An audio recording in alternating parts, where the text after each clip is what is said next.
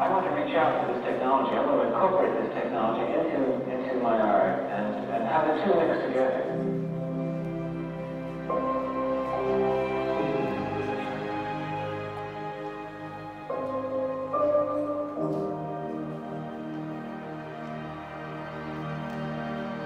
We were making a lot of decisions where we thought things were going to be because we didn't have the compute power to support at the time what we wanted to do.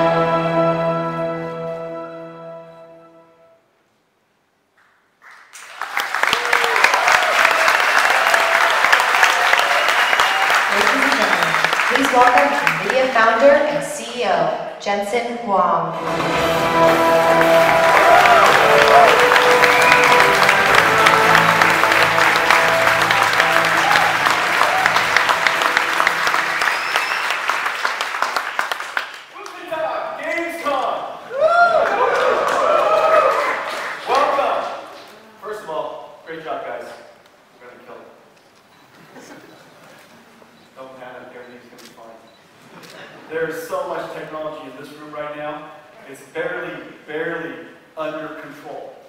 Okay, so you guys are going to have a great show.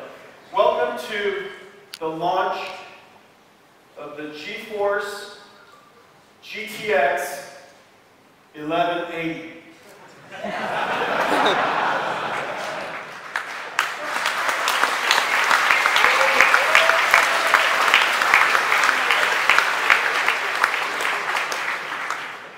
I have never seen anything that leaked this much.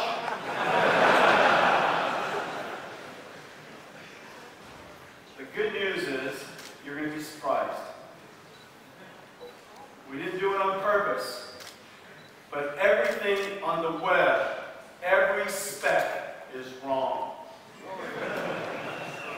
You're going to be surprised. It's going to be a great show.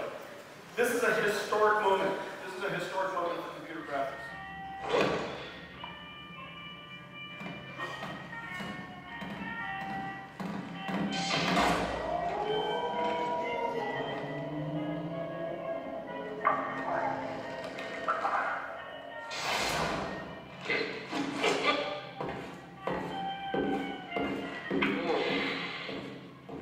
she heard us?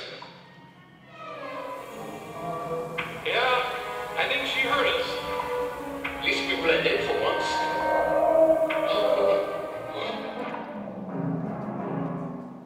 Incredible, right? Absolutely. 1-889-789-2080. And good luck with that. It's beautiful, isn't it? That's just completely liquid cool. It is silent, doesn't make a peep, and it does real-time ray tracing for the very first time for $68,000. Well, it turns out what you were looking at just now was not running on that. It was running on this little thing. This little bit.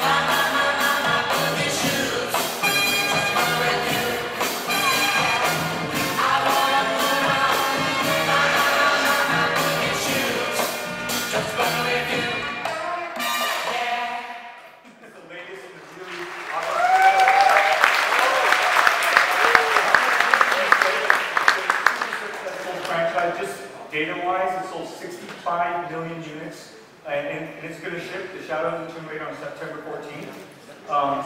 This time, the game has Lara Croft going on an epic adventure in Mesoamerica and South America. Just one thing to note, the parallel, Lara has a long and illustrious history, and actually, in many ways, Lara and NVIDIA have grown up together because we both never thought of it that way. Yeah, in the mid-90s. Yeah, in fact, Jensen, it happens to be the first game I played when I bought my first Riva 128 in 1990. I was 30 when she was 25. Grew up together. So yeah, we work with Crystal Dynamics, Nixies, and Eidos Montreal, and we're excited to be able to show it. And now what we're going to feature, we're going to show just a little part of it, then later there's an after show, and there's the developers are going to talk to you about all this, you're going to see all this stuff, but we're going to show you just a few things about it. So one of the things, of course, Lara Croft, you're in shadow all the time. It's all about shadows. And one of the challenges with shadows, as you know, they're just using traditional shadows. They're too crisp, and so they have these hard shadows. And if we use contact hardening and we use percentage closeness shadows, they're kind of blurry and fuzzy and noisy. And when you put a whole bunch of them together, it just becomes a big mess. And so what you're looking at is ray trace shadows. You're going to see a lot of ray trace shadow stuff, and that's the first demo I'm going to show you. We're going to feature ray trace shadows. Go, take it away, guys. Hey, my name's Chad. Hey, I'm over here. And apparently I work at the DevRel team with Kate, and apparently I just got a new Turing, so I'm really excited. There you go. So what we did is we worked with Nixies and Eidos Montreal to bring real-time ray traced shadows to shadow the Tomb Raider. It's perfect. And so the thing to look at right now with RTX off, you saw the crisp shadows up there, and you saw right here. This is really hard to do, and that's why they don't do it at all, which is dynamic lights and shadows.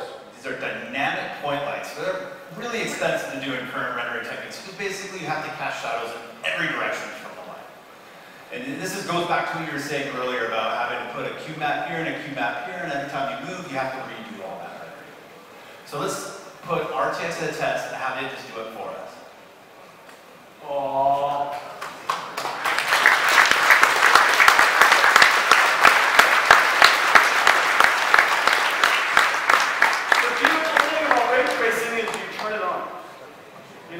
On the light, it just does the right thing physically, and because we're tracing these rays physically, it should perform according to what we expect. Yeah, and so the umbras, where right behind, where it's nice and dark, it's correct, and where penumbra, where you have the softness of the shadow, because not all of the shadows are included, part of it is lit, you get some softness.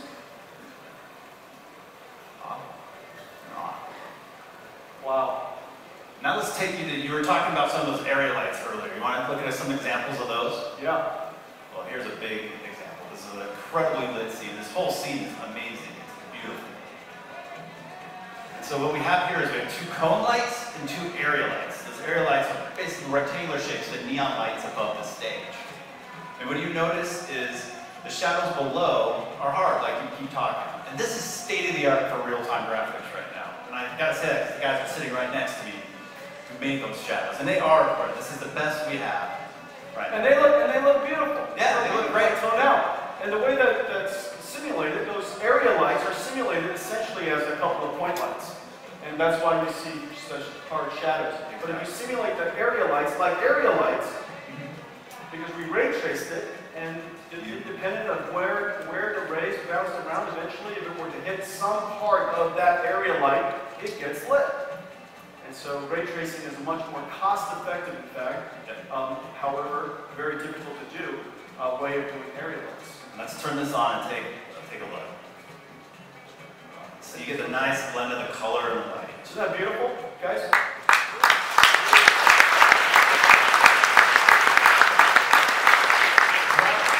And we can do whatever we like. We could add more area lights, we could add more spotlights, you can mix it all together without trying to fidget with it, without trying to figure out what is the definition of right.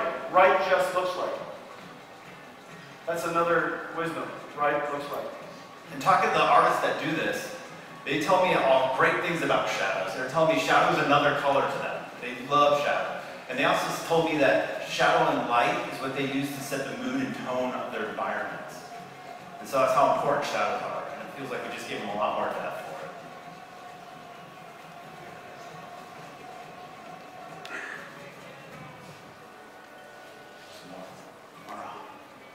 Okay? What you got? Let's want to take a look at some more area lights that are very interesting. Yeah, let's take a look at one more shadow. All right. One more shadow. So this is kind of cool. We have the 3 area lights above. And we got hidden and kind of in shadow. You see this? Oh, I can reach that. Whoa, whoa. That right there, that's the umbra. You want me to turn on? No, keep going. And that's the penumbra just now. Okay? You see that's the penumbra. No, keep it off. Keep it off. Okay. Yeah, see, that's the umbra. And notice how sharp that is. That's just not right. It should fade away. Okay, turn it on. There you go. There you go. Otherwise, it looks like another person on the ground. Look at that. The contact hardening just works. Leave it on. Contact hardening just works. The umbra works. The penumbra works. Everything just works. Okay. All right, man. Good job, Chad.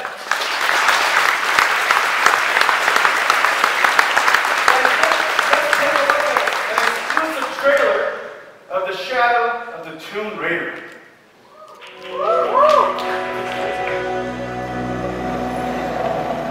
What is that?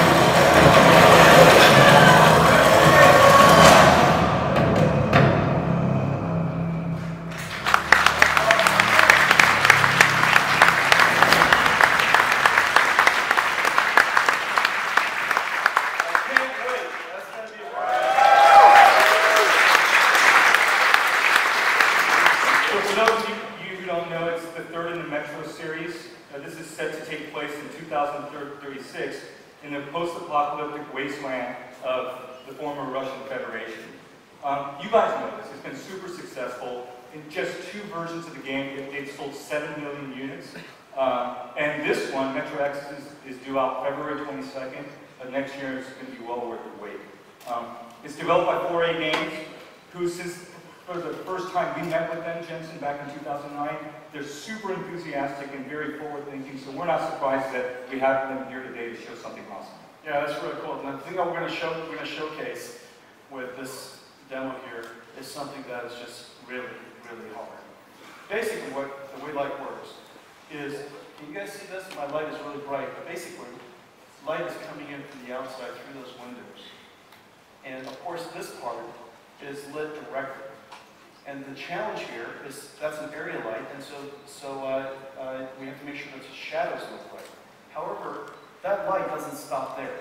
That light bounces around this room, and it illuminates different parts of the scene, depending on how close they are to that particular light. And maybe in the creases and the corners, it's really super dark, but in other places, it's more light, and direct light is completely bright. And so lighting this room using traditional computer graphics lighting is just incredibly hard. And this is the perfect showcase for global illumination. Now they want to use light, of course, to create these incredible moods. And so you feel, a little scared when you walk into a room instead of being completely black, which is not right, or completely lit, which is not right either. And so global illumination has the ability to create an aura, feeling, and sensation that is really photoreal.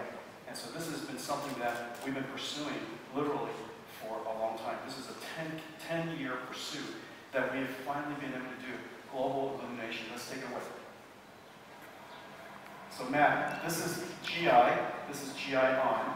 And so just as I was describing earlier, the light is coming in through the window. It's bouncing around inside, and as a result, we're lighting. Look at that. That corner is darker. That corner over there is completely dark, and that light right above the windshield is nicely lit. It does exactly what you expect it to do, and it does it all by itself. Just put sunlight outside. Super high intensity ambient light. Put it outside, and everything just works. Everything just works. Now you can do it the other way. Now go to direct light. You see this? This is the way computer graphics basically works. Now, of course, we could create a whole bunch more fake lights. We can create a whole bunch more fake lights. But in this room, if you create more fake lights using spotlights, you'll get all these different areas that are lit too intensely and others that are not. And it looks like you basically turned on a whole bunch of lights. Now, what you could do, and what Matt did earlier, is turn on basically an artificial global illumination light, which is basically a fake ambient light. It's like somebody comes in here, and instead of allowing us to light this room with global illumination, which is happening right now from these monitors, like for example, I'm being lit by the monitor, and you guys are all being lit by the screen, this 4K gigantic beautiful screen. And so the entire room is being lit with indirect lighting. But here, because we can't do indirect lighting back in the past, as in yesterday, we had to put a fake light in here.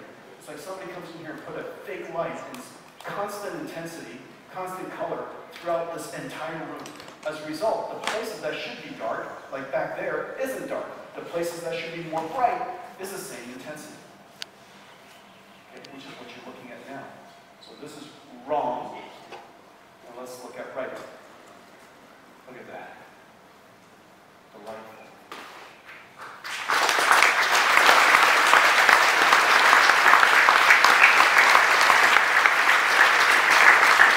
So Matt, our friends are now able to have like creepy monsters literally squatting in the corner. Yeah.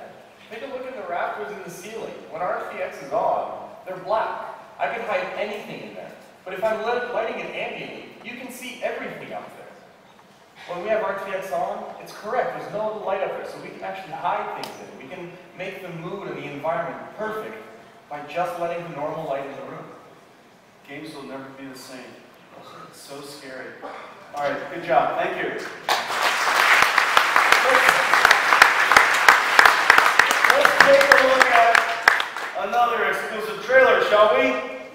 Metro.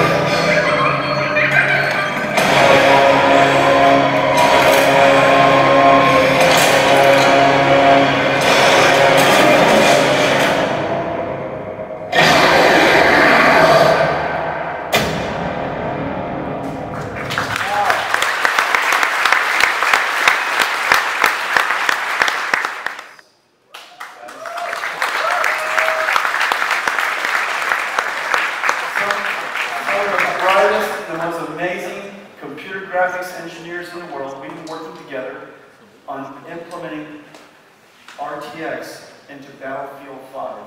Now, you guys, the anticipation of Battlefield 5 is so great, I don't think I need to introduce what is the concept of Battlefield 5. It is a World War II FPS. It is part history, part travel, part time travel, part running for your life, part destruction, real-time destruction. You've never seen destruction like there is destruction. Isn't that right, guys? You guys know destruction. You guys know how to blow it up. Okay? There's mayhem, there's chaos. You work as a team, you can battle by yourself. I want to go learn all kinds of stuff about World War II by going through your game.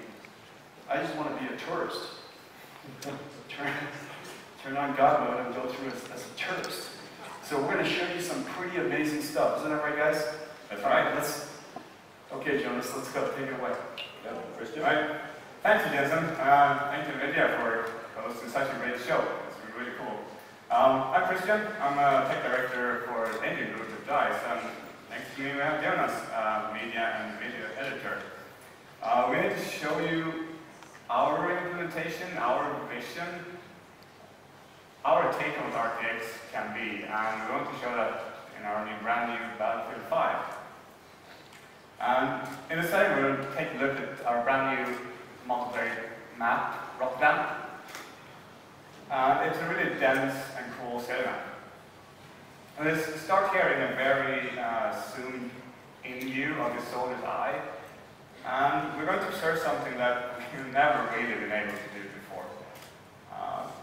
So we at DICE have worked closely with NVIDIA engineers over the past year to get to the point where we are now. And we're so proud and thrilled to be here and show it off to all of you. So, Jonas, I leave it to you. Take it away.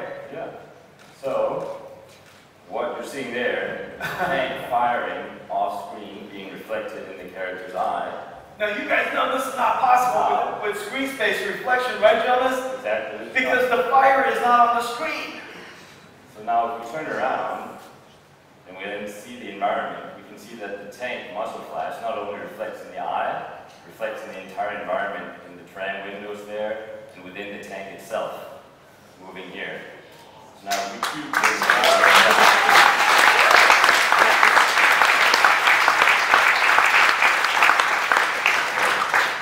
One of the big challenges of SSR is also complex surfaces like this. So now with RTX on, if we set off an explosion behind the tank here, next to the car. Oh, come on! Reflecting accurately within the car.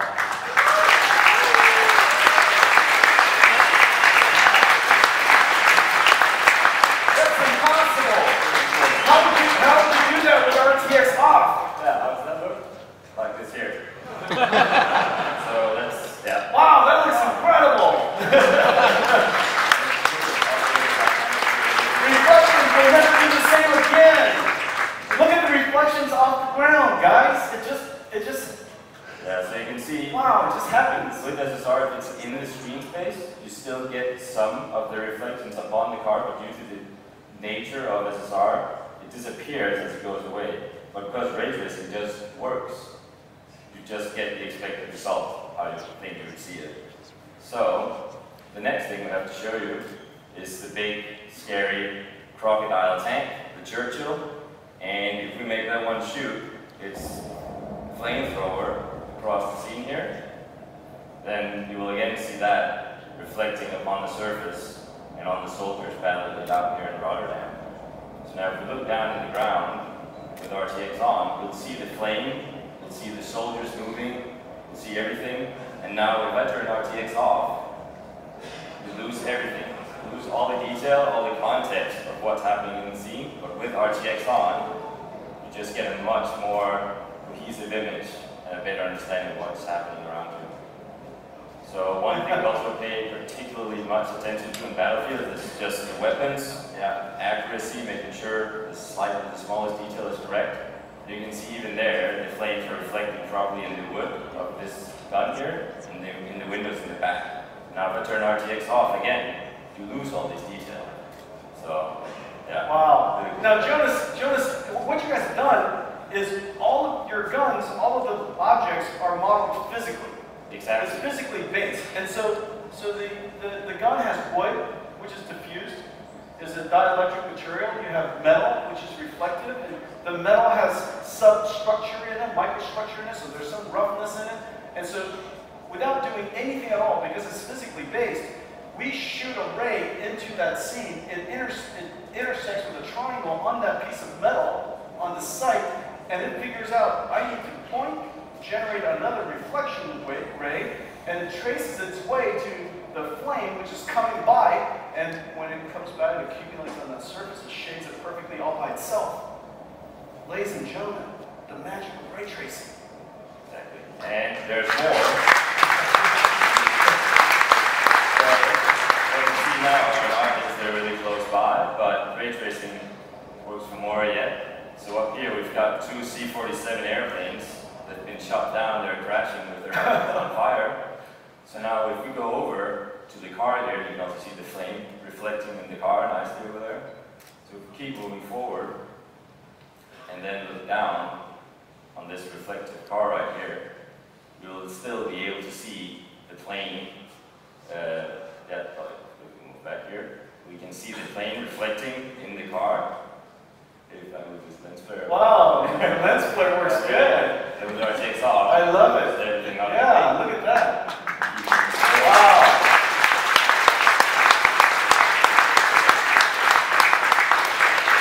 And Jonas, you guys did a great job with Fresnel reflection.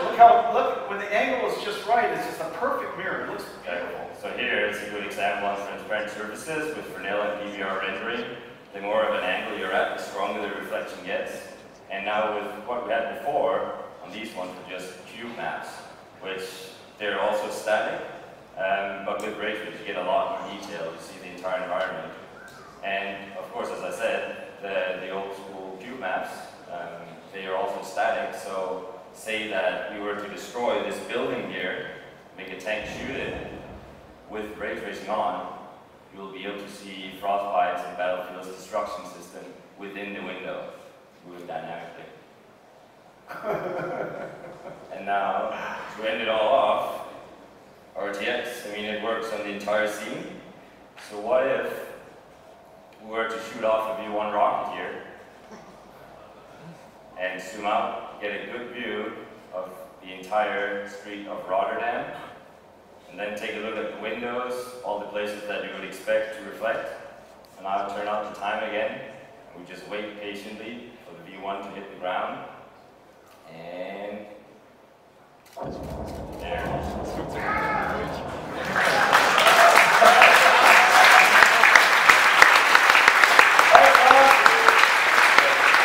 Good job, guys. Good job.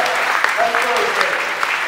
And it's amazing what you guys did so fast. I know you guys worked super hard, but it's amazing how you guys implemented this stuff so fast. I mean, that's one of the benefits of ray tracing. You know, the benefits of ray tracing is because things are going to behave physically. You should be able to turn things on. If the rest of your system and your models are done properly, you could turn these effects on relatively easily. I mean, it still takes a great deal of great engineering, but comparing to doing it the traditional way of arting everything into existence, the amount of engineering that has to be done is just significantly lower going forward. You know, hopefully, using the laws of physics, when you guys create a scene, things would just look right and behave accordingly. And so this is really just such a great achievement. Wow, things are still falling apart. I've never given a talk in total destruction before. You guys do destruction great. You're great at destruction. That's a lot of pent-up anger there, sir. Lots of great destruction. Okay, you guys made an amazing trailer. Let's take a look at it.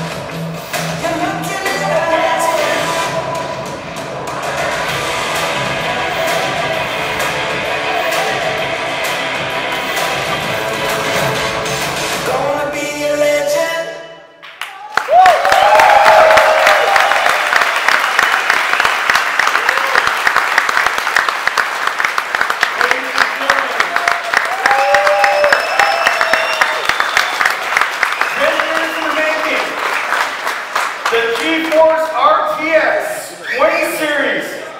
Computer graphics reinvented.